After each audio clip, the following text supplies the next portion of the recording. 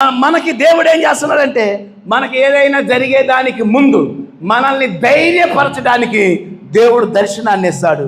దేవునికి స్తోత్రం కలుగును గాక. హల్లెలూయా. చూడండి, ఇప్పుడు దర్శనాలు ఏంటి? పగులంతా అనుకుంటావు, రెయ్యి కళ వస్తుంది, నాకు దర్శనం వచ్చింది అంటావు. కళ దర్శనమా? నువ్వు ఏదైతే ఊహించి పండుకుంటావో ఆ పీడకల్లన్నీ వస్తాయి రాత్రి.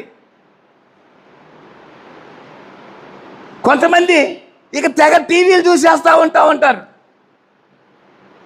యూట్యూబ్, ఇక అదే దర్శనం, సెల్ ఫోనే దర్శనం, యూట్యూబే దర్శనం, వాట్సాపే దర్శనం, ఇన్స్టాగ్రామే దర్శనం, ఫోనే ఇక దర్శనం. ఎప్పుడైతే నీవు ఆ ఫోన్ దర్శనాన్ని వదిలిపెడతావో దైవ దర్శనం వస్తుంది అప్పుడు నీకు. దేవునికి స్తోత్రం కలుగును గాక. హల్లెలూయా. కొంతమందికి